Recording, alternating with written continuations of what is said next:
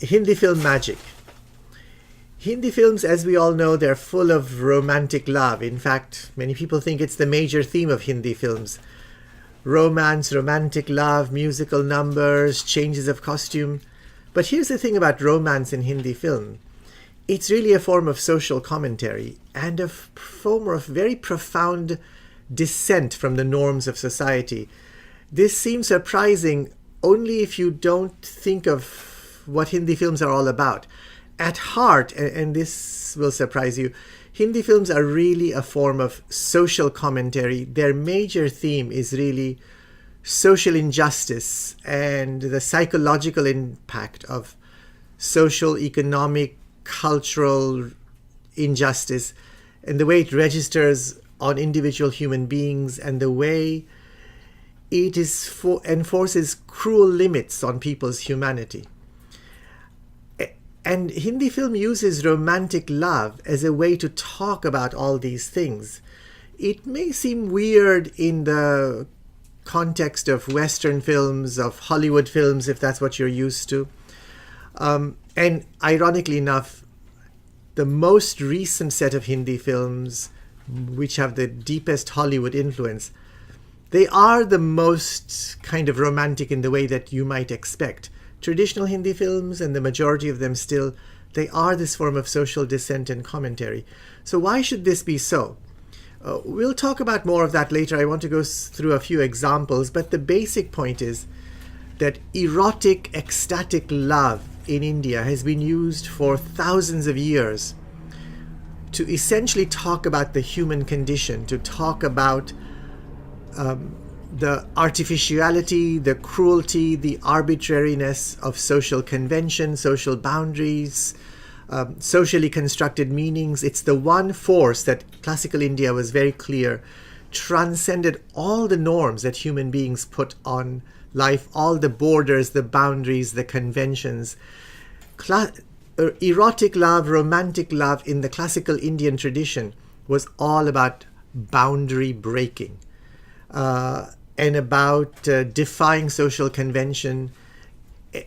Of course, India had a second sort of great cultural stream that entered it with Islam, and Sufi Islam, which took very deep root in India. In fact, according to Anna Marie Schimmel, one of the greatest scholars of Sufi literature, Sufism struck its deepest roots in India. Whether that's true or not, Sufism in India especially also shares those values with the classical Indian tradition, in which erotic, romantic, ecstatic love is used as a way of talking about what is fundamentally true about the human condition and humans, and what is imposed by society, and the disjunction or the disjunction between those two. But that's all very deep. Let's first go and talk about some of the films. You know, I want to make it short, so I'll just focus on a few films. A very light, sweet, and beautiful film that was a big hit, one of the classics of Hindi cinema, is something called Bobby. It's a kind of Western name, but it happened to be the name of the heroine, Bobby. It was a boy meets girl, boy falls in love, but in this case the boy and girl happen to be from different socioeconomic groups and actually religious groups. She's Christian, he's from a Hindu family. The marriage, you know, is already in trouble. I don't need to tell you. At one point in their courtship and romance, something incredible happens. The two of them find themselves locked up in a room, and the way it's filmed, you don't know if it's a dream sequence of, teenage eroticism, if it really happens. And the song they sing is Hum tum ek kamre mein band ho jaye aur chabi kho jaye. You and I, what if we were to get locked in a room and the key were to get lost? You can see it's all about kind of teenage puppy romantic love. It's, teenage longing and eroticism and charge. And throughout this song, they imagine different scenarios. So the song goes from being set in this room to where they're imagining different scenarios, things that might be impediments to their love. And because these are teenagers, they're doing it with a kind of extraordinary innocence. So you have this ironic contrast. They're in a room together with this big bed, which you can see she's dressed in a let's say, quite a provocatively beautiful way. He's very handsome, but everything that they imagine is as children do. So in each stanza of the song, they imagine something that might come in their way. They cover their eyes, to imagine this scenario. In one of them, what if a tiger in the woods were to come and attack them? And of course, each of them is thinking they will sacrifice themselves to save their beloved. What if they were to get lost in the woods? And the entire song sequence, which seems silly, it's still one of the most popular songs in India. The power of it is based on the ironic contrast. Here, in their innocence, they're dreaming of these extraordinary things which might prevent them from coming together. As the film unfolds, as we as adults would know, what really comes in their way is social convention. The massive socioeconomic divide of class, plus the added divide of religion. And it takes, many very dramatic things before. I don't want to give away the plot in case you haven't seen it. It's an older film. It's worth seeing. But there you have romantic love, and from the surface it just seems like a romance film. It's really about the way love transcends every single barrier, and this painful ironic contrast in which, especially when we are young, we imagine love in its innocence and in its complete ardor, and how what stands in the way of love is social convention. But of course, in the end, at least for characters who go through this in the film, and for us as audience members, what happens is, even if social convention rules the day, which of course it does in every society and certainly in India, we've created a psychological space of freedom. We've allowed ourselves to see ourselves as human beings apart from the society and its rules. We've allowed ourselves to see ourselves as full human beings, not human beings delimited by the borders of male, female, religion, class, age, etc. that society puts on us. So, as you might now imagine, what I should have said at the top is, yes, Hindi films are about romance, but it's almost always about forbidden romance, about romance that shouldn't be allowed, but it happens anyway, because, that's how we are as human beings. And despite their reputation as being somehow not connected to the world, Hindi films are very deeply connected to the world and how we are. A classic example of this, the most sort of the great Hindi film, kind of like the Gone with the Wind of Indian Hindi cinema, is a film called Mughal-E-Azam. In Mughal-E-Azam, you have a young prince. He falls in love with a courtesan or dancing girl. These are conflated categories in the Indian tradition. Courtesans were dancers, like geishas. They were carriers of the arts. They fall in love. It's an extraordinarily charged love, but of course it can't happen because this is a historical romance. It's based on kind of folklore, legend, based on some historical fact. The father in the film is the Mughal Emperor Akbar, the greatest of the Mughal Emperor. The young prince is the prince who becomes Jahangir, the next emperor. So it's based in history, and he cannot have his life with this courtesan. Everyone knows this from the beginning, because emperors do not marry courtesans. Princes who marry courtesans do not become emperors. And so the entire film is this tussle between this deeply felt love and the power of social convention. And here again, the film deploys the ironic contrast between a fully charged erotic love, which is oddly enough completely innocent, though not without eroticism, and social convention. So it begins in this way. The emperor has no children. His empire, he has no one to leave it to, which is a very unsafe thing politically for an empire, but it's also not a good feeling. Everyone wants to be a father in that kind of Indian self-conception. And so the film opens with the emperor walking in the simplest possible clothes on burning desert sands to to the shrine of a saint or a holy man, barefooted, to ask for the gift of a son. The holy man tells him to pray, and the emperor of the world, as he's called in this film, he prays to God. He says, Lord, you have given me everything. Wherever I go, the cries of ruler of all the world, shadow of God, it's an Islamic title, trails me. What I ask for you is the cry of Father. That's what I want to hear. And of course, that happens. He has a prince. This part is based, the king did actually pray in real historical life for a son. He got this son. This happens, but when the son falls in love, it becomes the emperor's job to deny him what he most cherishes. And you have what you can only call purple prose dialogues. They're highly laden, highly teenage angsty. The prince at some point says to his mother, is this why you asked God for me, that you would have me, but my entire life would be in your control? And she says, no, you're the answer to all our prayers. But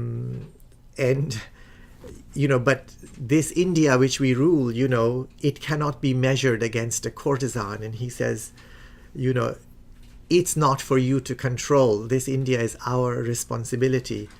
And he says, but my heart is my responsibility. It's not for you to control. It's not your India. It's my heart.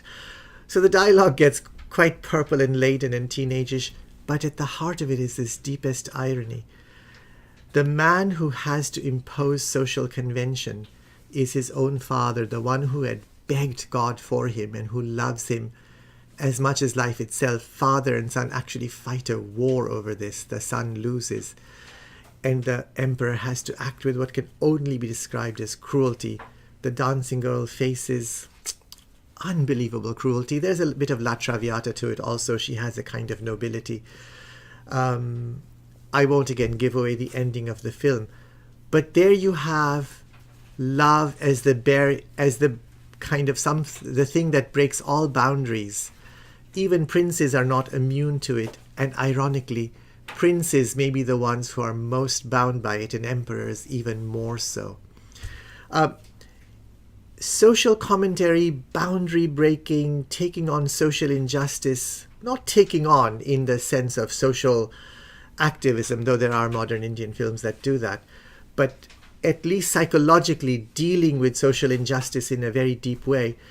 These are so much the central concerns of Hindi film that even when it borrows genres, so for example, Hindi film borrows the genre of the Western, it sometimes feels a bit incongruous. You'll see a film with kind of arid landscapes and, tracking and people hiding up in the mountains and people shooting and wagons and sets which look like they've been completely borrowed out of the Western. But even in Westerns like that, a classic early one is Ganga Jamna. It starred the most important Hindi film star of the first few generations of Hindi film, Dilip Kumar. He is one of the heroes of this film.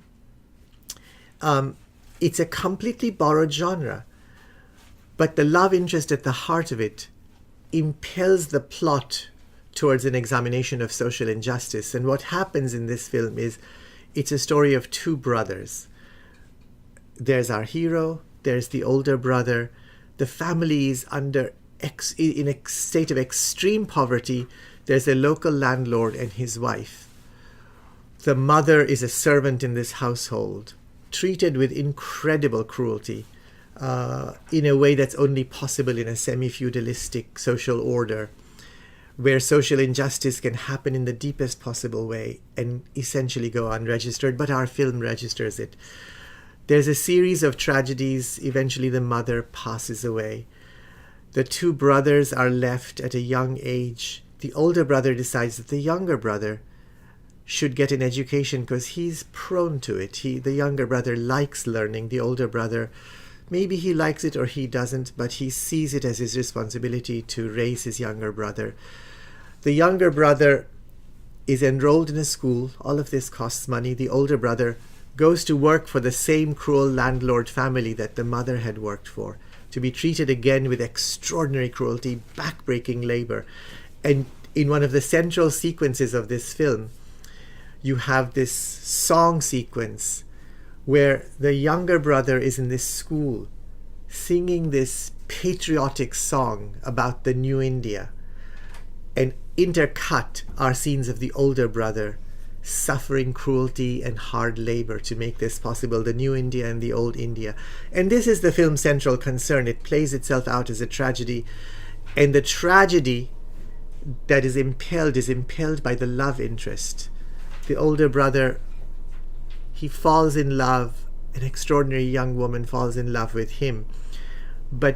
And I don't want to get into the complexities of the plot because I don't want to give it away, but this plot impels the younger and the older brother to fight each other. And the film is also pointing out how in a society that's essentially unjust, it's the poor who are set by the social order against each other. And here, two brothers, both of whom have come through tragedy and loss, and neither of them can go forward in life without confronting the other. So a borrowed genre with a love interest, but the film is essentially thinking about love as a form of transgressive presence, which shatters social convention, calls them into action at the same time, and shows up the injustice of society.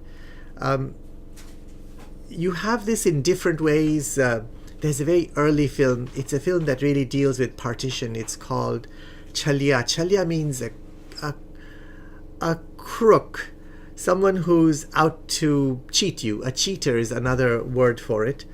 In this film, everything happens in the opposite way. You have a love interest that blossoms into a very happy marriage in the first part of the film, within the first 15 or 20 minutes, and then the partition happens and the husband and wife are separated. They're Hindus in what becomes Pakistan. The husband somehow, in the midst of the violence that accompanied the partition of the Indian subcontinent into the two modern countries of India and Pakistan, which resulted in the transfer of 10 million people and hundreds of thousands, possibly 1 million people killed in the violence. The husband finds himself on the Indian side of the border. The wife is held up, as many women were, for several years in Pakistan. And as the film opens, she's on a train back to India. Not back to, but to India for the first time. This is something that did happen in real life. Many of the women who were held back, found their way across the border years later. But here she finds a reception that's unbelievably cruel. And this is what happened in real life. In patriarchal societies where the chastity of women is at a high value, women who are held back in a time of war and extraordinary violence are of course suspect, thought to have been physically, sexually violated. And very often they were rejected by their own families, and that's what happens to our young woman. You see her in the first scenes as this innocent, beautiful young woman on this train ride. She's just glimpsing the countryside a bit through foggy train windows as she enters this dewy new land of India. But there she's rejected first by her own family and then by her own husband. It's a multiple set of transgressions. The love interest and the romance at the heart of the film is not transgressive in any other way at the beginning. And the union happens, but by the time she arrives in India, for the husband to be with her becomes a form of transgression. And the entire film is a form of working out. The husband finding within himself the courage to love his wife. She actually has always had the courage. And all of it, the final denouement, taking place in the context of a major Hindu ritual of Dashera, where in this ritual Prince Rama and Princess Sita are united in the Indian story of the Ramayana. It's in this context that the husband and wife and their young son are finally united. But here again, what's of interest is this love story as a form of transgressing the cruelty of society, in this case, the cruelty of a patriarchy, which assumed that a woman whose chastity was not 100% guaranteed because she was always under the watchful eye of a father, a brother, or a husband, could not be accepted into a respectable family. That's what the film has to overcome. Let me just end with one final example. Here's another borrowed genre. So Hindi films, they're all about romance. I think I've pointed out to you that, yes, romance is a major part of almost every Hindi film. As a result, the rom-com or romantic comedy is really non-existent as a genre traditionally in Hindi film because they're all about romance. But, under the influence of modern, relatively recent American films, there is now a genre of rom-com. Some of it is very derivative and you can see completely that it's borrowed. Some of it, like that Western, even when it's borrowed, it's up to something else. One that I happened to catch by chance was called Vivah. Vivah means marriage. It's a classical Hindi word for marriage.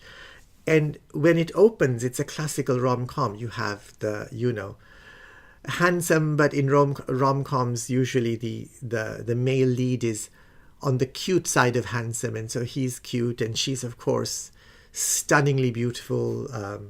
They both conform to types. He's an athlete and she's quiet and shy. The film moves on to their love and courtship, but it's not a courtship because this is a Hindi rom-com. So in fact, it's partly an arranged marriage. They're introduced to each other. They like each other. There's actually a lovely song sequence of anyone who's been through an Indian arranged marriage of, all the feelings you have when you're about to meet your bride. You're sitting there in her house. Usually it's the groom that goes to meet her, waiting for her to show up to make that dramatic entrance. You have all of that. And then just before the wedding, there's a tragedy. There's a fire and the bride is burnt. She lives. She's been burnt because she was trying to rescue her younger sister, whom she manages to rescue. So she's brave and heroic in her own way. Finds herself in the hospital. There's a struggle to save her life. And the rest of the film is powerful because it's an extraordinary ironic contrast to what happens in everyday Indian life. In everyday Indian life, one of the worst crimes that happens in India, and it is a crime, is something called bride burning. For those of you who are not familiar with it, of course, in traditional Indian society, especially in Hindu society, a groom receives a gift of wealth with the bride. It's traditionally in Hindu society as the father or the bride's family, you're supposed to provide for her maintenance throughout her whole life. And so when she goes to the groom's family, she gets her share of the inheritance as part of her wedding dowry, which she takes. Of course, this is, ripe for abuse, and there are families who mistreat women who don't come with enough dowry or what they think should be enough dowry. In some cases, these women are so mistreated that they commit suicide. One way to commit suicide is by setting yourself on fire. In some cases, it is in fact the groom's family which sets this fire as a murder for wealth. This is a social reality of Indian life. It's not nearly as prevalent as media reports, but it's really there. It's horrific. Here you have a bride-to-be who has been burnt in a fire just before the wedding. And one of the most important things about a bride, besides her wealth, is of course her beauty. And that too, is at risk here because, as we know, burns leave marks. And everything that the groom does is the opposite of what happens in conventional life. He actually shows up at the hospital. He insists on the marriage ceremony happening right there so he and not her father can sign the documents necessary for the extreme and dangerous medical procedures to take place. He insists on taking care of her. It's a rom-com, so I can give away the ending. In the end, there's a wedding. The bride is healed, but of course, she will have, her face has been spared, but she will have after effects the entire rest of her life, including a body which has mostly been burnt. So, it'll be a body that is physically disfigured for the rest of her life. One of the motifs throughout the film is that there's a nurse who at critical moments is coming in to take care of the bride, to change her dressings, because she's been bandaged up, throughout the entire second half of the film. On the wedding night, and this is where it's the most ironic opposite of what happens in life. On the wedding night, the husband intercepts the nurse as she comes with her cart of bandages and ointments, and he says, "I'll take over now."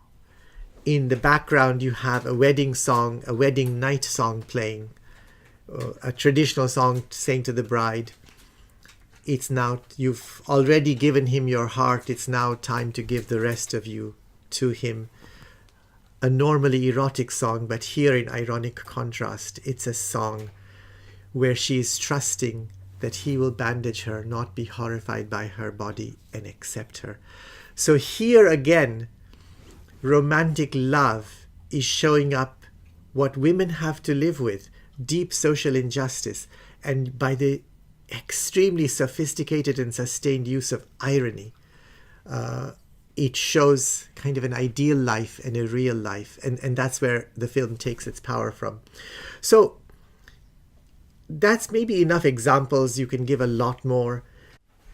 So the question is, why is transgressive love, romance or erotic love as a form of social commentary, as an expression of something human that shows up the limits of conventional boundaries and the cruelties of social convention?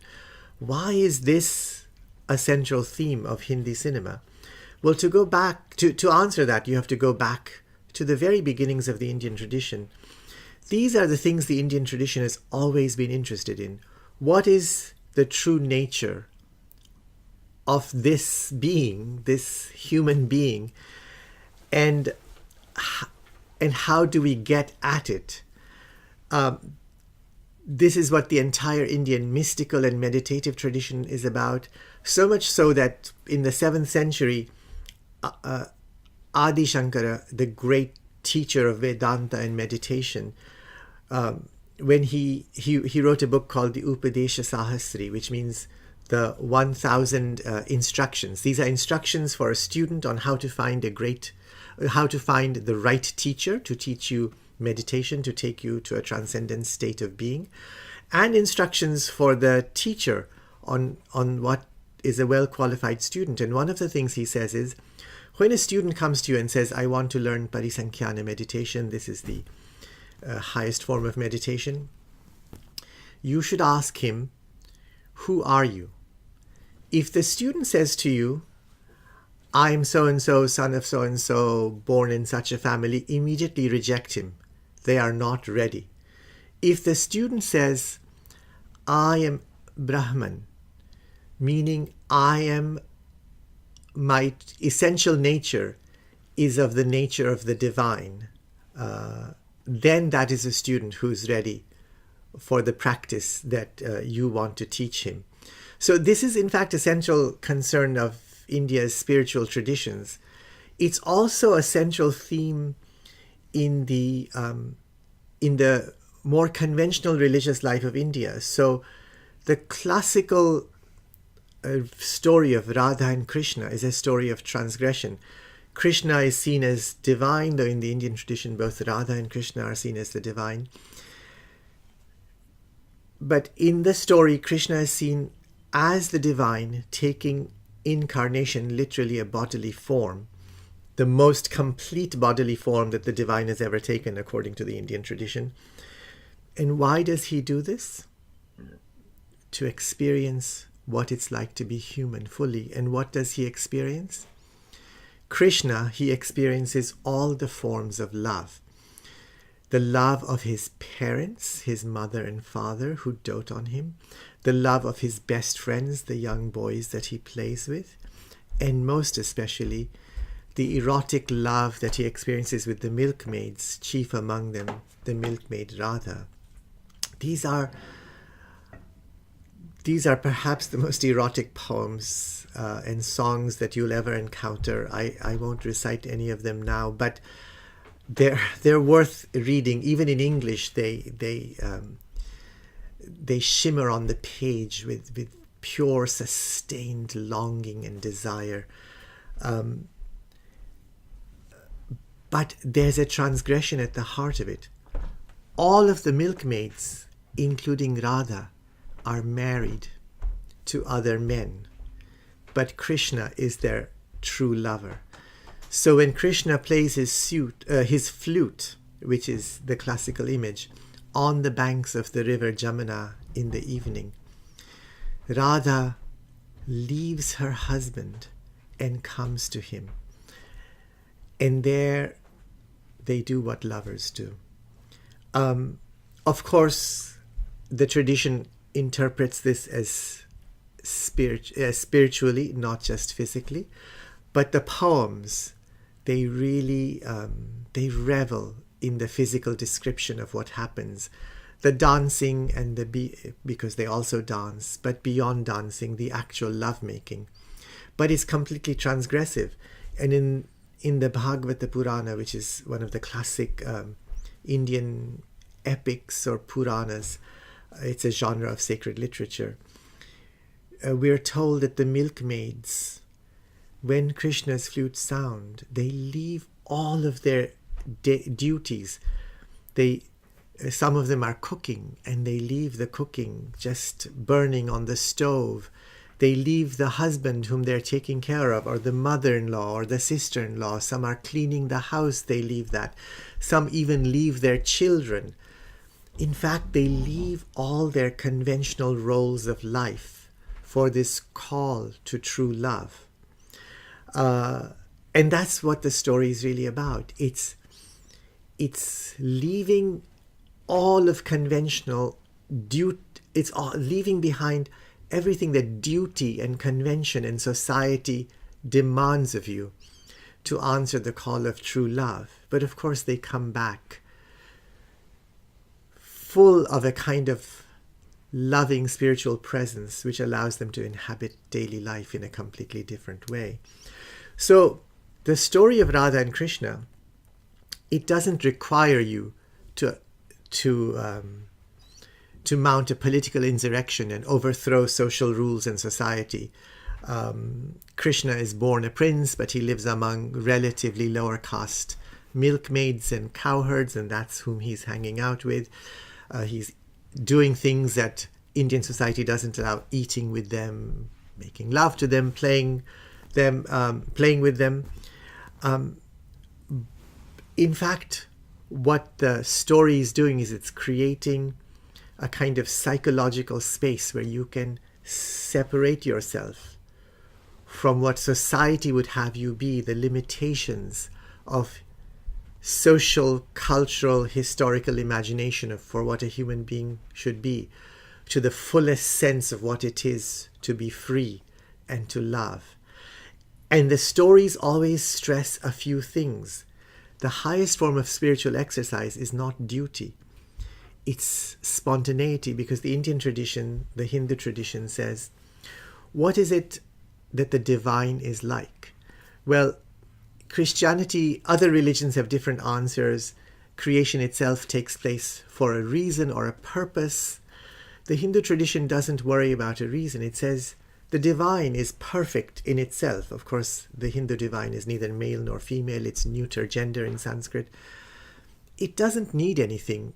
There's no thing it could seek for which it would have a purpose. Creation is not for a purpose. What's the closest state that human beings have to that? It's the state of the most ardent form of loving, whether it's as a parent, as a best friend, or as a lover.